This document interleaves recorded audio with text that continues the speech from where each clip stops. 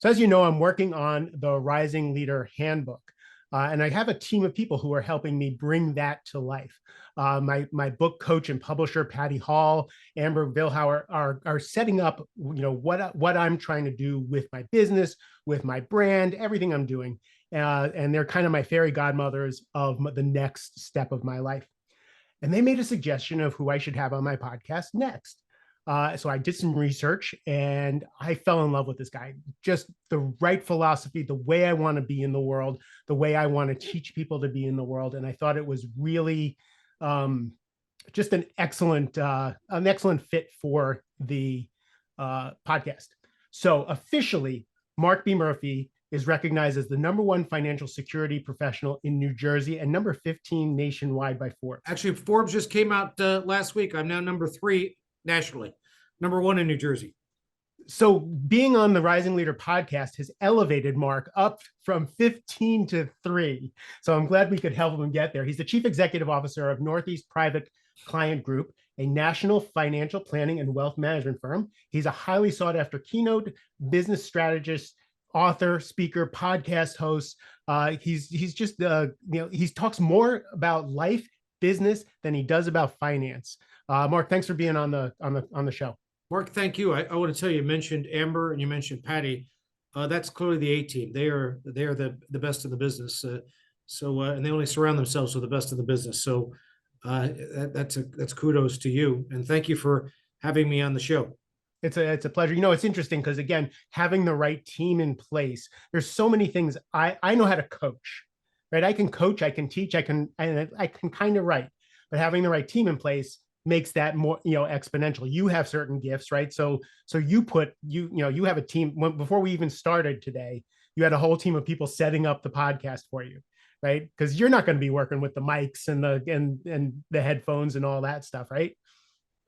Well, that's we were talking, just before we went to air, and I told you I'd worked with Dan Sullivan for on and off for most of the last 30 years, and his most famous expression, he's got many of them, is, Frank Sinatra doesn't move the pianos, he just comes in and sings. And so we've always built our life on, focusing on my unique ability and delegating everything else. Great. So I don't usually just take a question off of someone's one sheet. Like I do my own research and what am I interested in? But I was looking at your one sheet and you said there was one line in there that I couldn't stop thinking about. And you said it's ask Mark about the secret of growing your life and business and everything that's important to you. And I was curious about your philosophy going, that would lead to a question like that. I think people. Richard Branson always says, do you have a business life or do you have a personal life? And I always say I just have a life, in that I just go from one thing to the next, to the next, to the next of what I love to do. And so I think the idea to me is we're turning 60 last year. The idea is I still have unlimited energy for a couple of reasons. One is because who doesn't have energy if you're doing all the things you love to do all the time? And the second thing is, when you are authentically who you are, when you show up every day as yourself and not somebody else, it doesn't take a lot of energy to be you. It takes a lot of energy to be somebody else. And so, when you live that kind of life, it's such gratitude. It's very, very fulfilling. So you blazed your own trail in a lot of ways, but most of my listeners work in like corporate America. They're VPs, they're C-suite executives, and they're kind of forced to be in a role. How do you help people figure out to be themselves, be more authentic, so they're not expending that energy? I just think that, for me, and they talked about 3 types of people. They talked about, there's a few books that have been out about this, where they talk about there's 3 types of people. They talk about, and everybody uses a little bit different vernacular, but they talk about givers, they talk about takers, and they talk about matchers. Mm-hmm. And usually a giver is the lowest performer initially. In fact, some of the givers are the lowest performers. And initially the takers maybe get a little head start because they're not giving, they're taking. And a matcher is, I'll help you because you can help me, or I'm not going to help you because you're of no value to me, as a matcher. But I realize that if you create not a year or 2, but decades of just giving and pouring into people, you've got an army of people that want to help you and help you personally, professionally, in every way possible. And I also think that when you're in a role of of growing a business, like most corporate executives are, they're trying to grow their business. They got responsibility to hit numbers or to hit certain thresholds. Um, a lot of people think they're growing a business, and I think you're not growing a business, you're growing people. And so the idea is that ultimately, as a manager or as a leader or as an entrepreneur, as a CEO, or just a leader of your division or your unit, it's about the investment in people. And it's not just in terms of giving them skill sets. I think it's mostly about mindset and about helping them protect their confidence. I think the number one job of a leader is to help their people protect their own confidence. What does that mean? I heard you say that in another podcast, that an entrepreneur's number one job is to protect their confidence. And I was really curious about that. I loved it. Because ultimately, I think when you lose your mojo, you don't want to have hubris. You want to be humble and confident. Confident that you can do the job, but humble that you don't believe your own BS. Mhm. But I think ultimately, what you want people to do is, I think everybody, whether it be your child or whether it be your employee or whether it be your partner, they just want somebody who believes in them. They want somebody who says, I can see, Mark, who you are right now. And I'm true to what you are. I know who you are right now. But as I get to know you, I can see what your highest potential could be. And I want to treat you and treat you and treat you like your highest best purpose. And I want to believe in you so viscerally that you believe in yourself. And so that the idea is that when you start to have teams like that around you, it's a game changer. And I think you create that synergy. Just like one bad apple can spoil the whole bunch. I'd rather work with like half the people that I need who all have drunk of the Kool-Aid and have our core values than have more bodies who just don't get it. Because ultimately, when you create almost an unstoppable team, and I think you create an unstoppable team by getting people who can believe in themselves and have belief. You see that in sports all the time, where you see a team that's not nearly as talented as the team they've beaten, uh, can win when they're together and they work as a unit. That's why David can beat Goliath.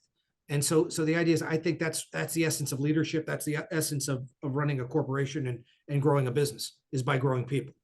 I think the 2019 world champion Washington Nationals, I think they specifically won the World Series because of Baby Shark.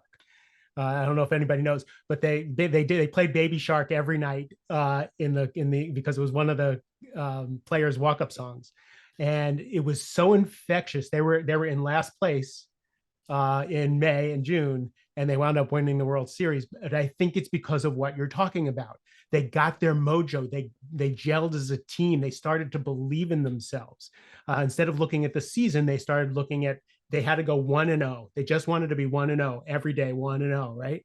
How did you learn to be such a coach instead of a business owner, instead of a leader? You sound very coachy. How did you learn that? I just always at my best when I'm serving others. And I just like to How do you see, know that? How'd you I, know I that? just I just think you know who you are. I think part of maturing and part of getting out of my teens and my 20s and now into my 60s, you get to know who you are. And I always feel my most empowered when I'm serving others. When I, at this point in my life, I just want to change the lives positively of as many people as I can. And do that from a real genuine basis, not because of something that I expect to get back, Hmm. but the mitzvahs in the giving. And I just want to continue to give. And I'm not really attached to the outcome in terms of getting something back. I'm just in what I can do to improve other people's lives. And the great gift you get about that is, it's about the multiplier effect. Meaning, if you and I could just do something together, we're only two people. But if we can create an army of people that can help transform people, well, we've made a really good impact on the world, and I think, and a legacy. And I think that's something that I'm proud of and something I'd really like to continue to foster and deliver. So interesting. I always thought of myself as cheating in my career because so many people have helped me. Like, people have just been in my corner and helped me year over year. My entire business is referrals. And what I finally figured out was by giving, by being there for people, right? I've created an army of stark raving Mark J. Silverman fans. And I always, up until this conversation just now, you just saying that, I just had the light bulb just went off. that actually that's not cheating. That's actually playing the game properly. Is I've given so much in the world. How do you teach, like, so you have teams of people, and you have takers, you have givers, and you have matchers. So the givers are your kindred spirits. You probably identify with them. The matchers, okay, you can work with them. How do you help people move over? Because I'm sure that's the culture you want in your organization. How do you help people move over to understand that? And I think, I think you're probably the executive coach for the overwhelming majority of people, but not for everybody. I'm not the right key business Yeah. strategist, critical thinker, or financial advisor for everybody. And so the thing one of the things I did, this is probably about 10 or 12 years ago, is I tried to take a look at our top 50 clients. And I said, well, what I'd really like to do is clone those 50 clients as we grow our business. And I started to get some data points that were sort of similar with not everybody, but a good percentage of them. They were generally big thinkers. They were generally very loyal. They generally appreciate our expertise. Mm. I probably had about 7 or 8 or 9 or 10 things that were coming up on a routine basis in terms of they were not transactional, they were transformational in their relationships, et cetera, et cetera, et cetera. And there was a lot of commonality there. And I sort of so the first lesson I learned was, okay, this seems to be a common theme, but I couldn't put two and two together. And then you talked about a light bulb going on. About a year or two later, the light bulb went on when I said, the people that I do the best with, all of those characteristics, that's who I am. And it was about the law of attraction. I was attracting the people who wanted the same things in life that I did. I want to be, I'm highly ethical in my business. I want moral, ethical, legal people. So people that were cutting corners or shady or doing things were not, I just would not participate in that. One of the lessons I learned is, we handled a lot of celebrities and athletes for a while. And as I got into that world, we turned down some business. And I'll tell you a famous story. I won't mention the name of the band because, they've everybody would know it. You probably have all their, albums, records, or songs. But the idea is that I sat down and this group said to me, hey, we'd like to tour a lot less because we're now getting older. We've had all these #1 hits, et cetera, et cetera. Can you put together a plan to help us? And I put together a plan. And they said, this is great. I want you to show it to our manager. And I showed it to the manager, and the manager said, well, yeah, this is a great plan, but it's not going to work. And I said, well, why is that? And they said, because I'm only 40 years old, and there's 30 other families here that depend on these guys to travel and tour 160 nights a year. And so I want you to teach them to be irresponsible with the money, use the private jet, and make sure they're always a rat on a treadmill. And I said, peace out. That's not how we play the game. I've been asked to do a lot of things that I thought were not ethical. And so I'd step away from that. I'm not going to be attracted to those people. And the idea is that ultimately, when you do the right thing, and the lesson I learned was, there was a small accounting firm, relatively speaking, in the world, 3-partner firm, when I was probably about 24 years old, and I got an opportunity to talk to them. And I was hungry for the business. I needed the money back then. I was just starting. And this gentleman gave me an opportunity to do business with one of his clients. And I did the analysis of the guy's portfolio, his insurance, his entire financial world. And I said to them, I think the people who are working with them did a very competent job. I said, might there be a few things I tweak or we could do a little bit better on? But I think all in all, I thought they did a very, very good job, and they should keep what they have. And the guy said to me, I've been in business for 30 years. I've met with a lot of financial advisors. I've never heard that before. Everybody told me, whatever they had was terrible, and what I said was, what they had was great.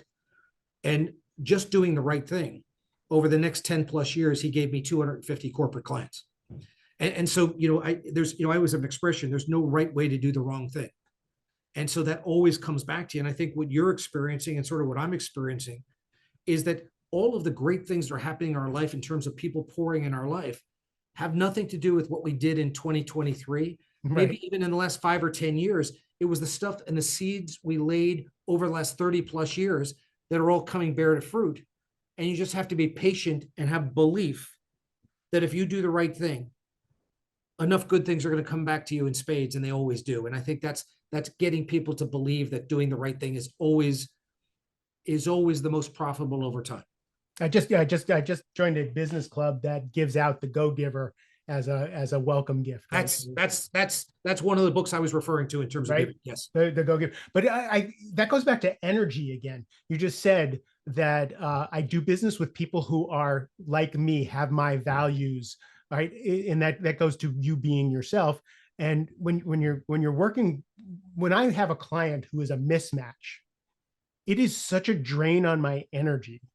I don't look forward to the calls. I have to recover. We have to recover after the calls, all that stuff. When I have clients who are in my wheelhouse and are the kind of people who are synergistic with me, I don't work a day in my life, right? I can do it all day, every day. So what you're saying is another secret is if you're yourself, the more you can be yourself, the less energy you have to expend.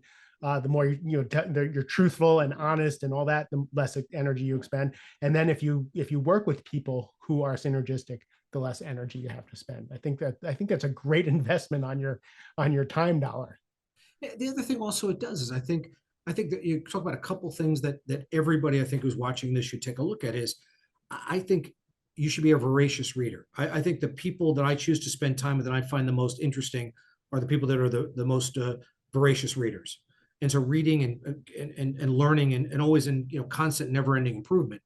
Second thing is when you start to build an army of people around you and you build a great resource of people around you because you're hanging around the right type of people, that just creates that entrepreneurial synergy. In fact, one of the things I figured out about 35 years ago is I wanted to be a hero to entrepreneurs and entrepreneurial thinking people.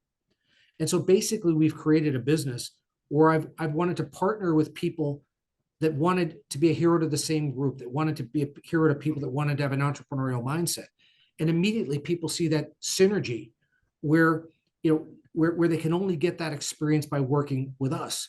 And I don't want a level playing field. I don't want to run straight downhill, which I used to say. I want to play in a competition-free zone where the only place that person can get that experience is by working with us. And I want to help our clients have the same thing. I want to make sure the only place that patient, customer, or client can find that experience is working with our client. I heard you say one of the best lines I've ever heard about entrepreneurship. It says people buy businesses, and most often they buy themselves another job rather than become entrepreneurial, right? And you said entrepreneurs hire CEOs, which I'm sending to one of my clients immediately because I thought that was so brilliant. But you also say that entrepreneurship is a mindset. So most of the people who listen to this podcast work within companies. What is an entrepreneurial mindset? I think there's clearly about emotional fitness. We talked about protecting your confidence. You said emotional fitness? Emotional fitness. It's all about emotional fitness and mindset. So the idea is, you have to be able to control what you can control. So the mindset you always happen to have is that I don't have rose-colored glasses, or I don't have, I'm not Pollyannish, but my mind immediately goes to when something bad happens, my mind immediately goes to what's great about that, and try to find an opportunity to find out what's great. Like, so example, one of my kids came to me the other day and said their boyfriend broke up with him.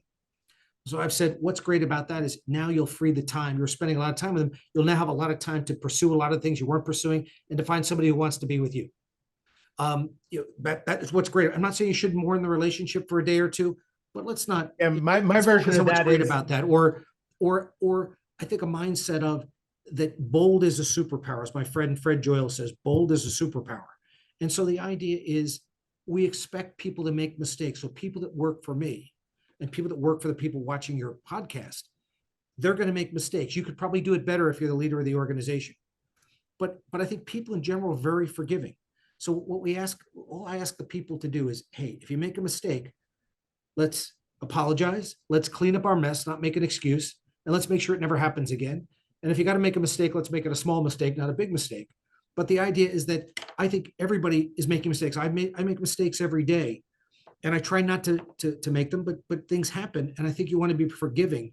When you're not forgiving is when people kind of lie about it and cover up or point the finger at somebody else or make blaming, complaining, excuses. I think if people trust you and they know what's there, they want to help you and they root for you. And vulnerability, I think, for a lot of corporate officers and executives is they think vulnerability is a weakness. where I think if you use vulnerability, it's a great strength. Being vulnerable is not weak, it's strong. Can you give me an example? Because you like, if I first brush with you, I would say not a vulnerable guy. Sorry, but that wouldn't be the first thing I say to think of with Well, you. vulnerable in that you're first of all, I believe that when you start to believe your own bullshit, the world has a way of telling you're not all that. So I think you start by saying, I don't have all the answers. I'm just somebody who's who's earnest and wants to show up and wants to work and hopefully is reasonably smart. But I think there's a vulnerability in being able to admit your mistake. I think like a lot of things we're seeing in our society, that people get so dug in potentially politically with a position that even when they discover it's wrong, instead of saying, you know what, based on the information we had at that time, this is what I thought, and now I think this, they double down or triple down on wrong information. Nobody's willing to admit what happens, what really has happened, because there's too much money to be made or too much reputation to be lost or other things. And I think when people are truly vulnerable, it also creates an environment of trust, transparency, and openness for a team to really function properly. That always comes from the leader.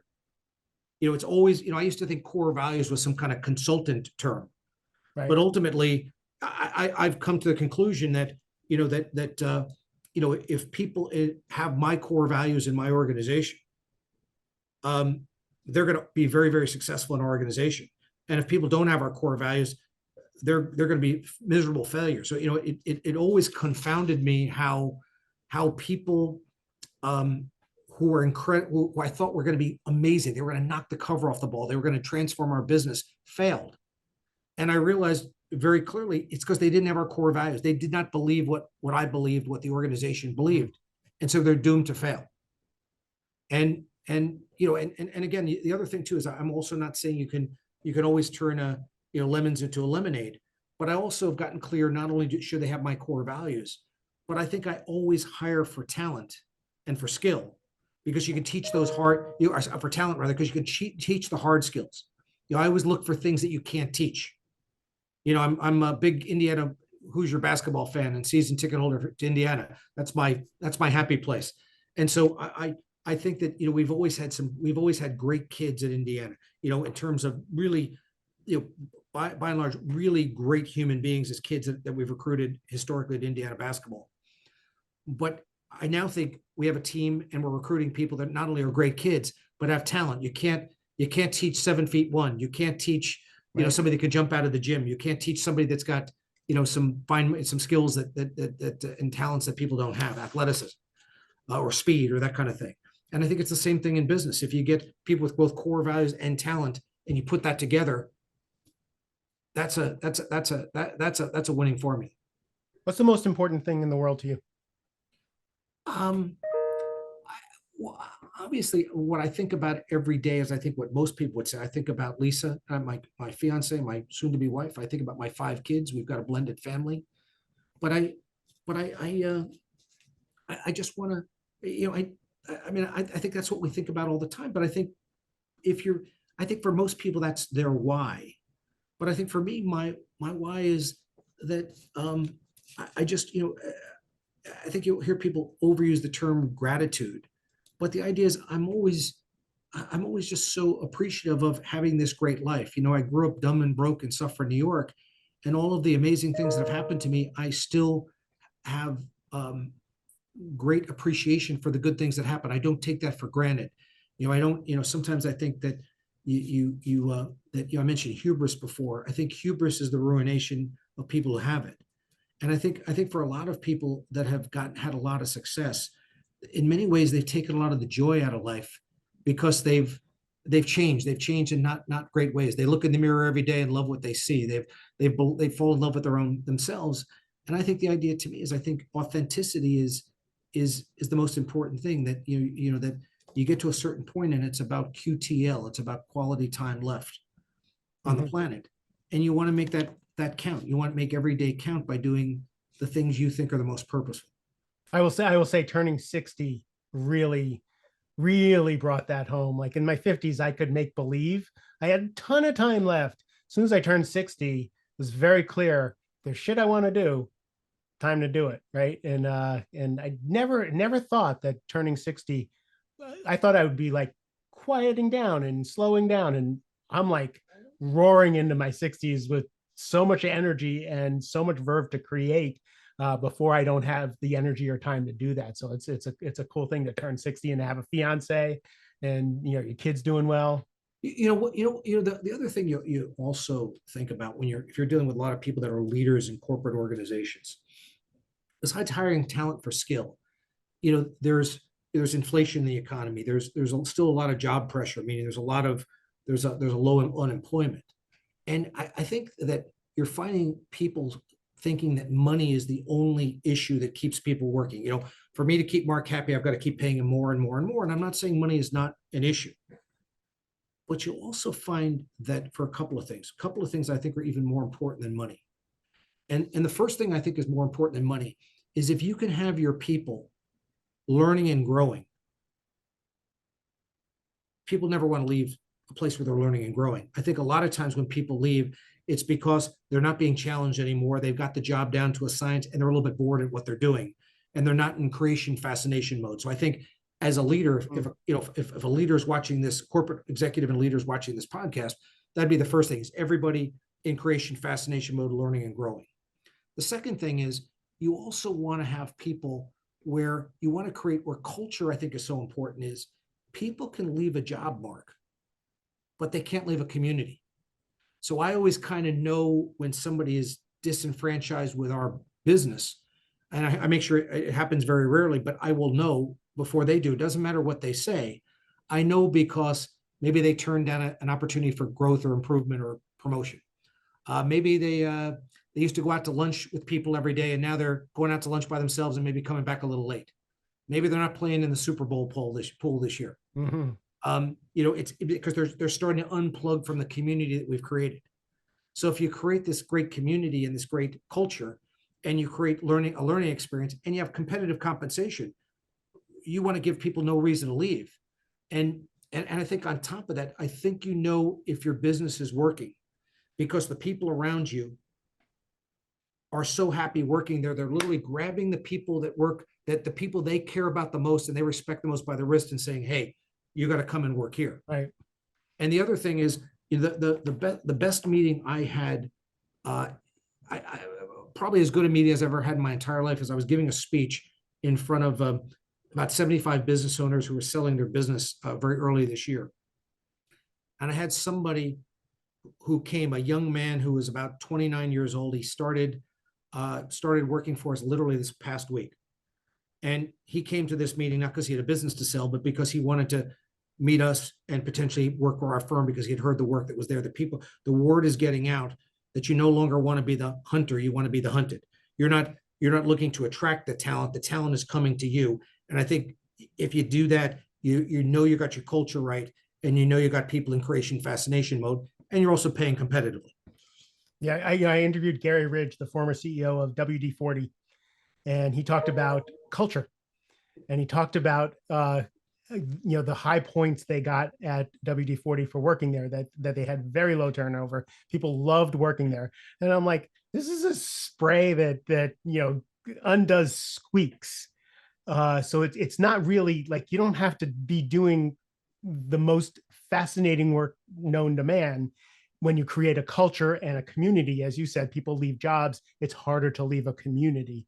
And that to me was the starkest example of that, right? Because you're not changing the world with WD-40, but together they felt like they were changing the world. I'm sure you do this as a coach, but the way I feel it, and everybody can use the vernacular or the words they have, but I think what people are looking for is they're looking for wealth, they're looking for health, they're looking for love, or they're looking for purpose in their life. Maybe you would use different words. Maybe you would add words or take words away. And different words at different times too. But use those four. If I'm using those four just for illustrative purposes. But I do think to achieve unique results, I think you also have to be okay with having one or more of them out of whack for a temporary period of time. Mm-hmm. But if they're out of whack for an extended period of time, you're not going to have the best life or a complete life. And I think a lot of people have had these conversations with themselves that, for me to have wealth, I have to give up health, or for me to have one, I have to give up love, or I have to give up purpose in my, or something. They have to give up one or more to have the others. And I'm saying that with a great coach like you don't have to give them all up, although you have to be okay for temporary periods of time for it to be out of whack to be able to achieve extraordinary results. That is the whole point of everything I do, and the whole point of this podcast is that none of it matters if it's all out of whack. It just doesn't matter. You're a rich, miserable person, or you're a rich, unhealthy person, or whatever. None of it matters if you're not looking at everything holistically. And that's the reason why I wanted you on the podcast, because you talk about that, right? That you talk about money, but you talk about you're not wealthy, you're not rich if you're not taking care of all these other things. And then you talk about mindset, things like this, like, we talk to, like, NFL players we talk to, they've spent their entire life working in football, as an example. Or you have a CEO that's had this great epic career and they've retired at 55 or 57 or 60. And they've had this epic career. They had 52,000 people. That's so young now. Now that's so young. But or some number there where you've got, and so the things I think that are the mindsets is, your future has to, which is Sullivan, your future has to always be bigger than your past. Mm. But the thing is, there's never any finish. Part of the mindset is, in life, there's never any finish lines. There's only milestones. So like you have somebody who sold their business for $200 million and that was their goal. But to them, that became a finish line, and the rest of their life was playing out the string. Or they played in the NFL and the highlight was being a 4-time All-Pro, and you're 32 years old. If you live another 50 years, this was it. This was the highlight of your life, right? Playing football, or the highlight of your life, maybe you weren't a professional athlete, was because you were captain of the high school football team. That you peaked at 17. Ultimately it's about mindset and being in those other things, and playing, I think, your own game. I mean, we have to play the rules. There are certain rules you have to follow in polite society, or just to keep yourselves in out of jail and with friends, and there are some certain things you have to do. But I think also at the same time, you want to play your own game. You want a seat at the table, but you'd be better off with building your own table. I think those are some of the things. The other thing I also think is that when I'm coaching my employees, one of the other rules we also have is there is no blaming, no complaining, no excuses. Ultimately, I'll have people in there and they want to tell me about how a client is wrong. And I said, let me just assume that you're correct, that the client is wrong. So you've got two choices. We can either sit here for the next half hour and you can convince me how the client was wrong, or we can go fix the problem and create a win-win solution. What do you want to do? What's a better use of our time here? And I think, so many folks are not focusing on the right things. They're not seeing opportunity in things. I think that for a lot of companies, for instance, whether you be an entrepreneurial company or you be a bigger corporate company, if this recession occurs, which I think is going to occur, my advice to everybody on this podcast is to agree not to participate in this recession. I want to give you the permission to do that, but I also want to give you the permission is that people's behavior is going to change fundamentally. They're going to go in the fetal position. They're going to stop spending. They're going to stop investing. And what I'm telling you is that the great empires and companies are built not during the boom times, but during recessions. And so if you're a forward-thinking person, if you're somebody who's ready to strap it on, you should welcome this recession if it comes, because there'll be a lot less competition. You'll be able to buy a lot of things that aren't for sale right now at pennies on the dollar. And there'll be talent that will be available that's not available right now. And you should be licking your chops about something that could happen. And so that would be something like a recession, where most people think it's a bad thing. It probably is a bad thing, and I wish nothing bad on anyone. I only wish good things for people. But if the inevitability of things come, what do we need to do to position ourselves to take advantage of it? I mean, COVID was the perfect example. The good companies used COVID to turbocharge their growth and their wealth. And the mediocre and poor companies use COVID as an excuse why everything that occurred didn't occur for them. Yeah, it's hard. That goes back to your philosophy when something happens is how is this good? How can I make this good? And my version of that is how is this when tragedy strikes or when something bad happens, my advice is always how is this the best thing that ever happened to me? That's how I try and turn things around. How can I make this thing catapult me to success? Mark, your philosophy and your demeanor and your way of being in the world is so refreshing and so wonderful. I'm so congratulations on getting married again. I think that's quite beautiful. Who is your ideal client for your business? As I said, I gave some of the characteristics early on, but I generally I generally like people that are good people. I like people that want to be in a relationship, in a transformational relationship, not a transactional relationship. And I'm looking for people that are as I said, I think my best skill is I like to think of myself as a very good listener and a very active listener. And I think whoever asks the best questions wins. And so I'm looking for people that want to do better. I think the one thing I know about elite people, there's only one thing I see in common with them is they always want to be better. They don't do it for the money, they don't do it for the fame or for the glory. They do it because there's something burning inside them that they want to be better. I want to create a company every year that puts last year's company out of business. And I think it's the same thing. I just want to work with people that'll be fun, that we can have a great relationship with, and I think we're known sort of, Mark, as the guys that help people create multi-generational wealth. And what we're starting to be known in the ultra affluent marketplace is, that most people know that 90% of families' wealth is wiped out by the third generation, by the end of the third generation. So we're also now developing an expertise at making sure that our clients are in the 10%, not in the 90%. But I think if there's people that really have an honest desire to create multi-generational wealth, whether they're in corporate America or have owned their own business, those are the kind of folks we want to work with. Nice. We're going to put the links to your business and all the wonderful stuff that you put out in the world in your books. But if people want more of you, how do they get in touch with you? They can reach us at northeastprivateclientgroup.com or markbmurphy.com. And all I can say is I found a brother from another mother, and but believe me, we could have been separated at birth. I can't remember meeting somebody who I thought had the same almost identical outlook on life as I do, and it's just refreshing. So to talk to somebody who believes what I believe. So thank you for being you. Thank you. I appreciate it. And everybody else, I really appreciate you hanging out. Your time and attention is precious to me. If you want to create multi-generational wealth, which is the most attractive thing I've heard today, give Mark's company a call. And for you, have a great rest of the day.